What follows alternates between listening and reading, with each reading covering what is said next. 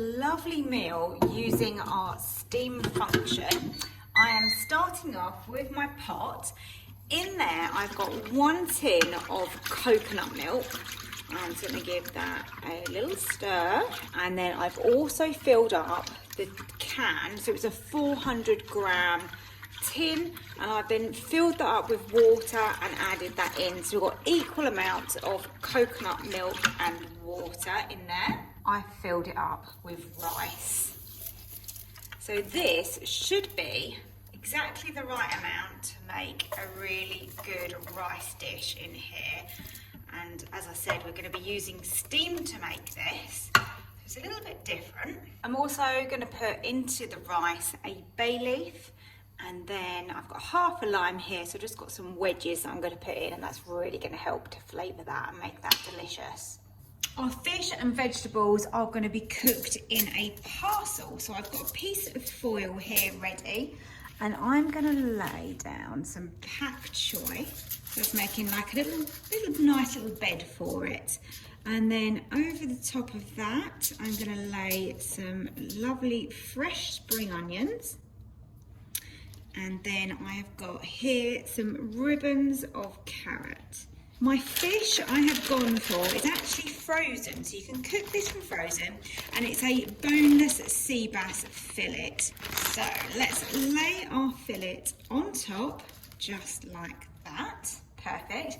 Now I'm only cooking the fish and the veggies for 1 person, but obviously you could make this larger and you could cook this for 2, 3, 4, as much as you can really fit in the Ninja is good. The rice is going to serve more, but I'm going to be using that for something else, just in case you wondered why the ratios were out. Right, so we need to make a dressing. So let's get some lime and let's give that a squeeze. And then to that, I want to add some ginger. I've got a ginger paste. You can use fresh ginger, that would be even better. So let's get out sort of a half of a teaspoon, that looks good. I'm going to just mix it all together in here. And then some soy sauce, probably around a tablespoon.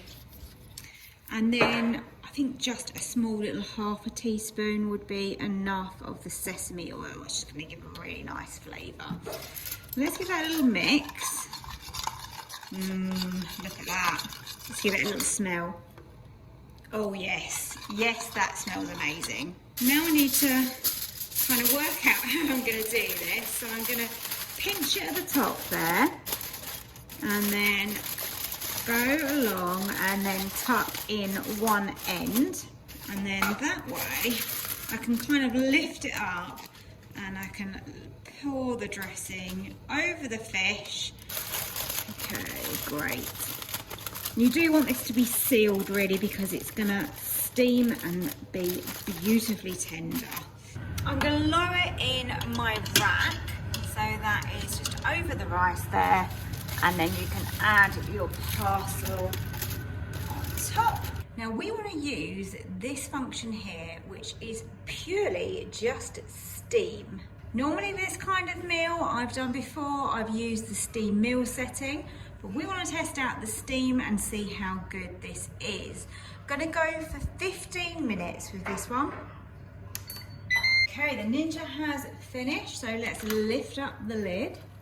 And we can remove the rack with our parcel on top. The rice smells so lovely, so fragrant. Look at that. I've got my rice on the plate. That smells so good. The coconut and the lime is absolutely gorgeous. And this, that dressing, oh my goodness. With that ginger, sesame, it smells really incredible. And of course those vegetables are nice and tender underneath. So let's try and be careful. Let's get that on the plate. Oh my goodness, look at this. And then we can't waste a drop of this sauce or dressing, whichever way you want to name it. Let's just pour that over the top. So here we have it. So coconut and lime rice with a gorgeous sesame and ginger sea bass on a bed of veggies. Delicious. To make my slow cooker turkey meatballs, we're going to add in a little bit of spray olive oil into the bottom here. Adding my onion, and I just want to soften this down because I don't want raw onion in my meatballs. Just going to give that a minute or two in that olive oil. It's a really fine dice, so it isn't going to take too long to cook. And then I'm going to add in a little bit of garlic as well into that. You can use fresh garlic, lazy garlic, or you can use some granules as I'm doing here. And we really want to season up this turkey because if not, it can be fairly bland. But of course, it's got a lot less calories in it than using beef or pork mince. So I'm starting with some parsley and some basil, some salt and some black pepper. Let's give this a little mix together. Scrape in the onion and garlic and mix that together as well. These are going to be slow cooked in a really nice rich tomato sauce. This is going to be really tasty. I'm just adding in a little bit of egg just to help bind this together. So let's get my hands in and then just give them a roll and shape them into whatever size you want. I think I'm actually going to go with some slightly smaller ones, so around this sort of size. So if you want to put them on high, then probably 4 hours would be good. Just trying to get these a similar size if I can. So yeah, 4 hours on high, or if you're going to go with low, then I would suggest maybe 6 to 8 hours. So you can safely really leave this all day while you're out at work or whatever you're doing. The sauce that I'm going to cook the meatballs in is going to be a jar of tomato sauce. So anything of your choice that you like using. Chopped tomatoes. I'm going to add some garlic granules to that. Some basil, oregano, some onion salt, a little bit of salt and some black pepper, and that is really going to season up that lovely tomato sauce that's got loads of flavour. This is the sort of dish that you can serve with several different things. I'm going to do mine with pasta. I think this is going to be nice and quick to cook a bit of pasta when I get home. My meatballs have been in the fridge, so they've firmed up nicely. They may still be fairly soft, but don't worry about that. Just pop them straight in. I don't sear and saute these. I just put them in like this, and then I pour the sauce over and then get them onto slow cook. So it's nice and quick and easy.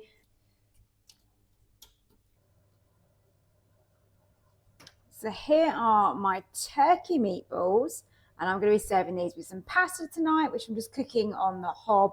Of course, if you've got time, you can add your pasta into here and continue to slow cook. It just takes quite a while to get that pasta tender.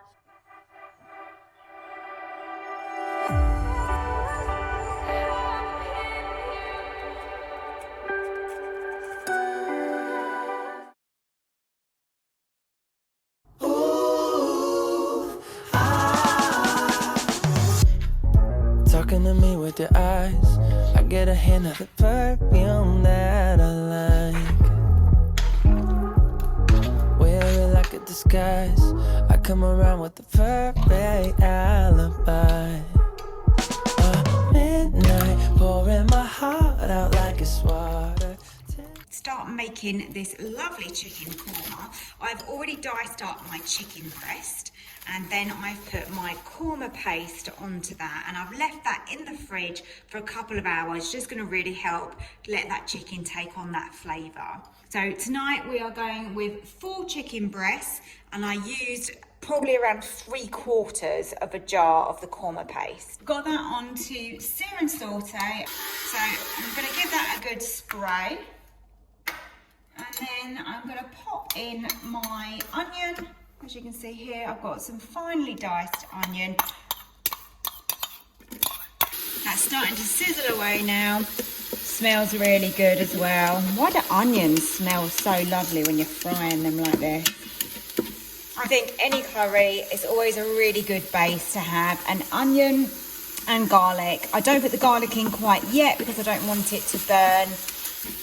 Normally I make my curries from scratch and I use all my own spices to go into it, but sometimes it's nice just to try something different, isn't it? And this one is a Jamie Oliver korma paste, and we'll see how good it is. And I just crush that garlic. This would probably call for a couple. And now before that starts to colour too much, we're going to pop that chicken straight in.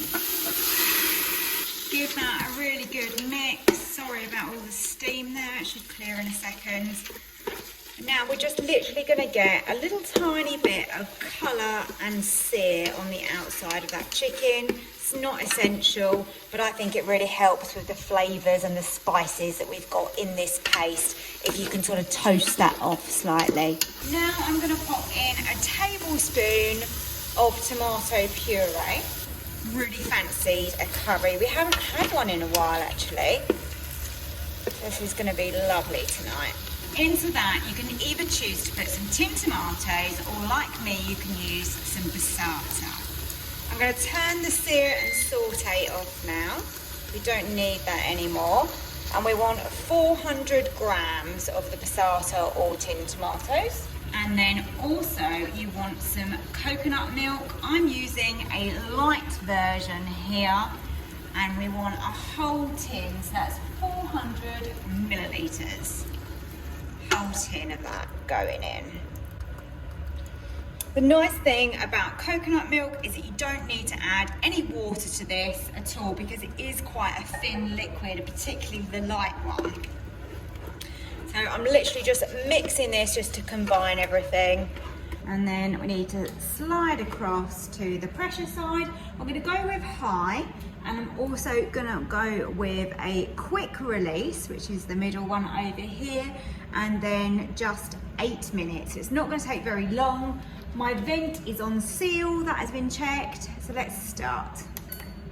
Came to pressure really quickly and we're almost finished now. And we've just got the quick release to go.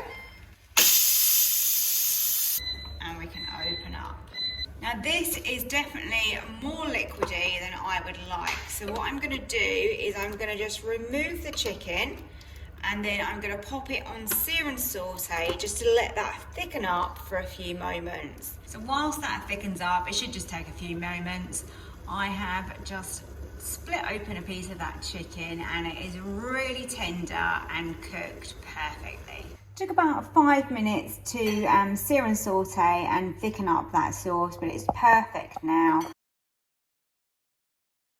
So here goes with my Hunter's chicken and rice. Lovely one pot meal. So I'm going to start off with scraping this bacon that I've diced up. You're going to want 150 grams of diced bacon, and also an onion or a red onion. Obviously you can use less. As you can see here, I'm using a little bit less tonight. To be honest, it's just more because of what I've got available. Now, it's been a long day, so I'm just using what I've got. So we're on sear and saute, a little bit of oil in there. I'm just gonna let that fry off for a moment before I add in the chicken. Now I'm gonna put in the chicken, and you want around 500 grams of diced chicken breast. And this is going to feed then 4 people generously with those quantities that I've just given you. So all I'm really doing is adding a little bit of colour to the bacon, rendering down the fat, and also just giving that colour to the chicken as well. So we want some garlic granules. You need a tablespoon of these. I've got this classic barbecue seasoning here. That smells amazing. A tablespoon of that. Another tablespoon of smoked paprika. About a tablespoon of tomato puree. And 2 tablespoons of barbecue sauce of your choice. Now add in your rice. I'm using a basmati rice, 250 grams, but I'm just going to rinse that quickly first. Okay, there's my rice all rinsed. And then you're going to need 600 millilitres of stock. I always prefer in this kind of dish to use stock rather than water. So obviously, as you know, going under pressure, we need that amount of liquid, and there's a lot of rice in here, so that's going to absorb that. Just clean down the sides like this. It smells incredible, by the way. Let's get the lid down. And when you're pressure cooking, you need to make sure that this vent up here is on seal. Now, I'm going to mention this because there's a few new people that have been asking about this. So this way, so towards you is vent and away from you is seal, which it says on it, so it's quite obvious. It will still feel like it's completely wobbly. That is just completely normal. That is exactly how it is. It's how it's meant to be. So literally just push it over to seal so it just hits that little edge. And that's all you've got to do, and that works perfectly. So across to pressure cook, and as I've done on some of my other rice dishes, I've used a natural release. We've cooked it on high, and literally only 5 minutes, and then it will continue cooking because of the natural release, so then we will get fully cooked rice. So let's press start, and let's get cooking that. The rice is nice and moist still, but it is cooked. Look at that.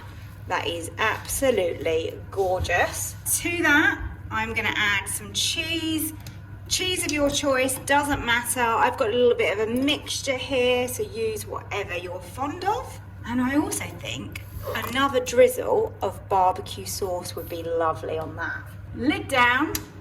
Now you can either grill or air fry. I'm actually gonna go with air fry, and it probably only needs around 4 minutes from other things that I've done, just to melt that cheese, bubble it up, make it a little bit crispy on the top. Just open the lid, look how delicious and gorgeous this Hunter's chicken rice is.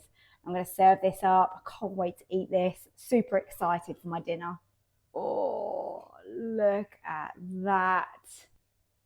This would be great served with maybe some garlic bread, or you could have some extra veg on the side. And of course, at the end, you can add a little extra drizzle of barbecue sauce. So as always, when we do our potatoes, I like to pressure cook my potatoes. So I've got those chopped up in the bottom there. That is 1 kilogram of white potatoes. And to that, I'm going to add a vegetable stock pot, because that adds so much extra flavour rather than just using water. And if you haven't done that before, I really recommend that. I don't add any seasonings or anything extra at this stage. We just need to now cover those with some water. And just to speed things up a bit, I've got some water from a recently boiled kettle. So in that goes. That was around 700 ml, and that's pretty good because that covers those potatoes nicely. Make sure your pressure valve is pushed to the back, which is on seal, and then we can slide over to pressure cook. Need a quick release on these. I do them on high. I left these fairly large, so normally 8 to 10 minutes is pretty good. I'm going to go somewhere in the middle of those. Let's go 9 minutes on those potatoes today, just because I did leave them quite large. I've now removed my potatoes. They are lovely and soft and flavoured with that stock, so they're perfect. We're going to go on to sear and saute, and I've got 25 grams of butter there. I'm going to be adding some garlic paste to this, and this is going to be flavouring the mashed potato. Completely optional if you don't want to use it. If you want to use fresh garlic, then brilliant. And just use as much as you like. So I'm not going with all that much, to be honest. Maybe a little bit less than a teaspoon, maybe. But all I'm doing is just cooking that garlic ever so slightly before it goes into the mash. More important really if you're using kind of fresh garlic that you have just literally put in. And this is going to be lovely. This is really going to flavour that mashed potato really nicely. We're going to be using feta as well and some black pepper. So let's remove it. So I'm now going to be using a sieve, and I'm going to put the potatoes that have already been softened lovely, and I'm just going to push those through a sieve. Now it does take some extra work to do this, and I'm pushing them straight through into that butter and the garlic. You don't have to do this. You can use a masher if you prefer. This gives you a really fine, beautiful mashed potato. So I'll come back when that's done because it's going to take a while. Perfect. That mash goes through the sieve pretty well. I used my masher actually to push it through the sieve, and that seemed to work really nicely. Now, I don't feel like this needs any milk in this. This is super smooth, and we've got that garlic butter running throughout that. Oh my goodness, this is so nice. And now we're going to break up our feta into it, and that's just going to ooze and melt into that mash because it's nice and warm. I've set aside the mashed potatoes, and now we're going to make the filling. In my pot, I've kind of rinsed it out. I haven't really washed it properly. It doesn't really matter. Got a little bit of spray oil in the bottom. So I'm using beef mince in mine, and you can definitely use lamb to make this a shepherd's pie.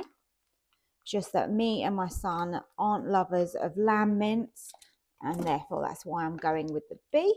And all I'm going to do is break this up. Now my beef mince is browned. I'm just using a slotted spoon here, and I'm just going to remove that and just put it to one side just for a short amount of time while we do the next stage. Now I'm adding in my celery, pepper.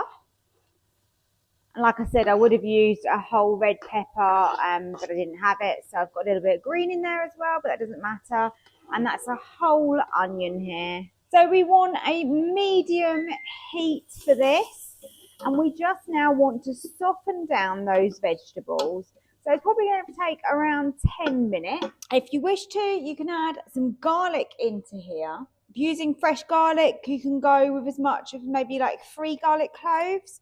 Or you can, like me, just use a little bit of lazy garlic, some garlic granules. Now we can add in some spices. I've got some cumin seeds here that I have just crushed up with my pestle and mortar. You can use cumin powder. You want around a teaspoonish.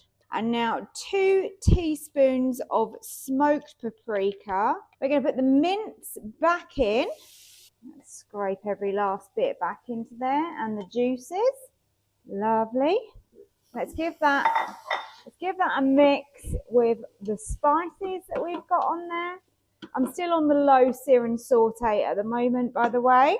You're going to want 2 tablespoons of tomato puree. I put in my sprigs of thyme. Give it another mix. Whoa, that smells lovely. It's that paprika. And that kind of cumin is really warming as well. It's got a bit of smoke, a bit of warmth. You can also season this with a little bit of salt.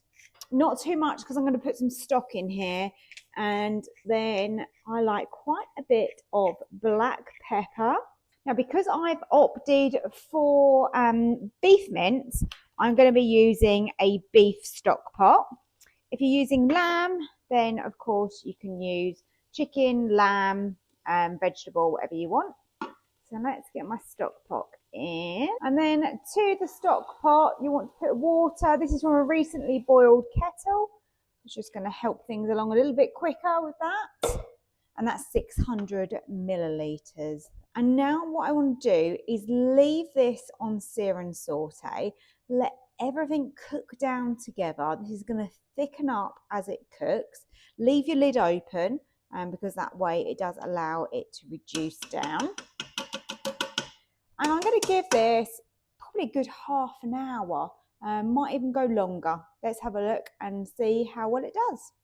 Okay, so that had around 40 minutes on the sear and saute because I just wanted to make sure that reduced down enough. So I've got enough liquid in there that it's going to be nice and moist, but it's not too runny because that's how you want a shepherd's pie, really. And then I've got my feta mash to go on top, and then we can put this on to bake in the Ninja.